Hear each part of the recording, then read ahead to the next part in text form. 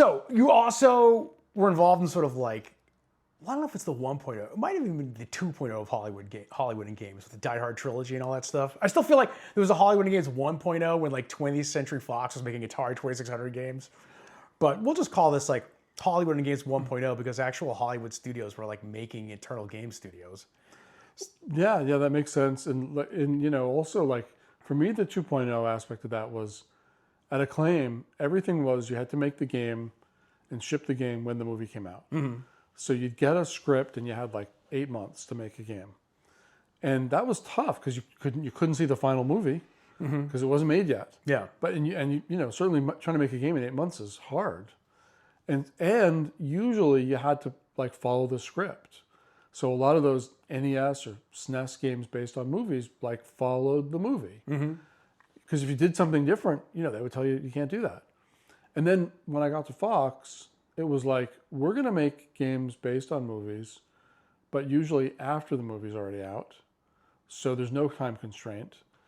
And it doesn't have to, it can be in the same universe as the movie, but it doesn't have to follow the script because I think we all said we shouldn't do that because it's dumb and it makes shitty games.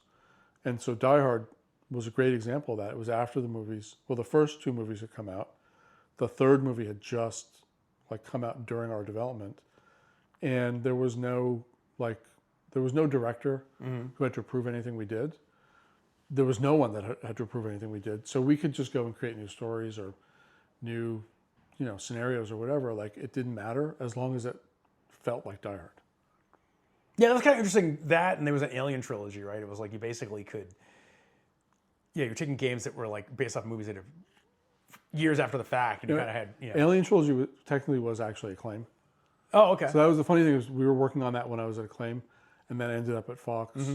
And then I was mad because I got fired from Acclaim. And I felt like I was a little bit mistreated. And there was a little bit of like some beef with someone that ended up with me getting fired.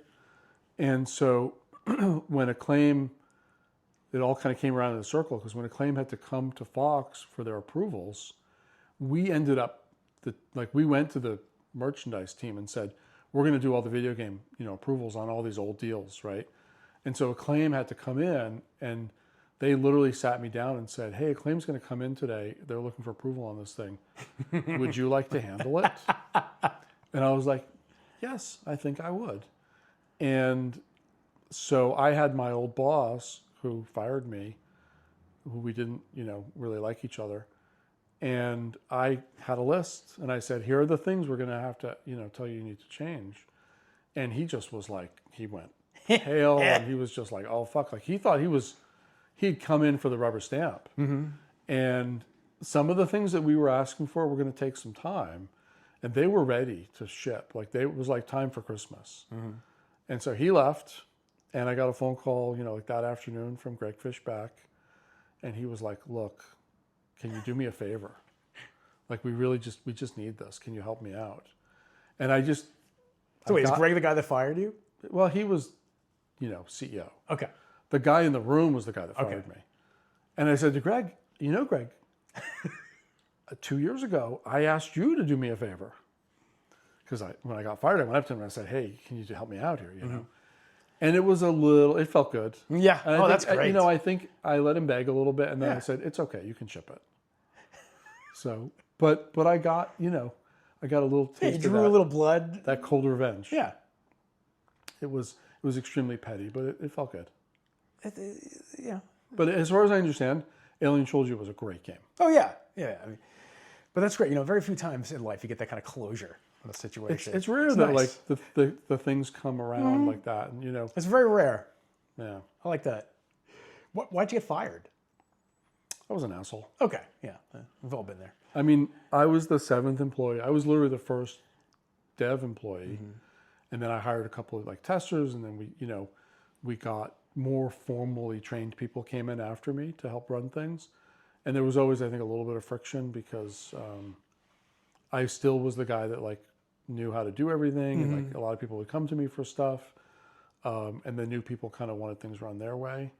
And there was some shenanigans. Sure. There was some like financial shenanigans that were going on that I was aware of. And that caused some rift. Right. But eventually what it came down to was like they hired a new guy who was very like by the book, and he was like, you came in late, you need to come in on time or we're going to fire you. And I think that was probably a combination of, maybe it was because I was an asshole and that was the excuse. Sure. But eventually like there was a snowstorm and I came in late and they were like, we told you not to come in late, you're fired. Yeah, they were looking for. And the guy that fired me 15 years later sent me a message one day, like on LinkedIn or something, and he was like, hey, I just wanted to let you know, like after some thought, like that was really dumb. I shouldn't have done that. He's probably going through some, those programs you go through where you think have to apologize to everybody. I think that's step 7. Yeah. I don't know which step that is. Yeah. I think I even said to him, are you an alcoholic? And he's Yeah, like, I mean, that's. how did you know? Yeah, I've gotten those emails sometimes. But yeah, I think that kind of speaks to what we were talking about earlier, where like the game industry gradually got more professional. And there's definitely times in my career where, because you were fresh off the street, 18 years old, you never had a real job, right? Yeah. And then the company grows around you, and now it's like, we got budgets, we have employees, we have HR. I mean, the president's secretary would call me at like 9 a.m. and say, wake up. Yeah. Come to work. Yeah, You're late. Like every day. Because I was just a kid. Yeah. And you just didn't, I mean, you honestly didn't know anybody. I mean, that's the only job you ever had. Acclaim was just, it was like the Wolf of Wall Street, right? Mm-hmm. There was so much money and there was like drinking and crazy parties and like, we had a black tie Christmas party every year and they'd send a limo to your house. Mm-hmm. They took the whole company to Jamaica. Mm-hmm. And, they took the whole company to the Bahamas. Mm-hmm. And the hookups were like, oh yeah, if you were single or not that well married, you were hooking up with someone else on a different floor. It was pretty crazy. And then I went from that to like a few years later, I was at Activision, and Activision was the polar opposite. There was HR, right? Yeah. Like, there was a lot of HR. There were, Of course, it didn't do too good recently when they got. And I think that was Blizzard, not Activision. Oh, really? Because when I was at Activision, bullshit was not tolerated. Okay. There was formal process for everything. There was there were a lot of the producers were women, and so it was, things were run really tight. And when all that stuff came out, if you read the stories, it was like the Cosby Room and all that shit. Yeah, it was all Blizzard. Those were all Blizzard. Yeah, interesting. Okay. Which I can imagine they had a different kind of culture. But when I went to Activision, right, this was Activision 2.0. Yeah.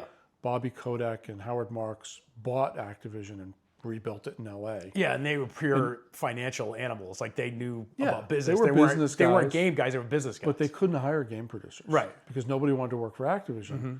So the producers were all MBAs, lawyers, like accountants. So, the joke was half of QA were lawyers. It's not a joke. I mean, which, actually makes sense. So I think that helped with the professionalism because, it was like if you fell in the hallway, you'd have 3 lawyers to help you sue, right? It really truly was one of the most professional game making organizations I ever worked in. And when I was there were like 11 dev teams in that building, right, on Ocean Park Boulevard in Santa Monica. And there was a lot of like just stuff happening. By the time I left, they had decided they didn't want to have internal development, and those teams spun out. So they spun out Savage, they spun out Pandemic. Right, they did those there was a couple of things like that. Like Treyarch was one of them, right? No, Treyarch was an acquisition. Treyarch was an acquisition, yeah. But they pushed all the dev teams out, and they wanted to be like a publisher with, work for hire development. And it's a shame because, like I said, a lot of things, when you have internal development, you can be more creative because you're not running a developer and trying to survive to the next milestone. And then they changed back to that business model. I think it wasn't really as good for them.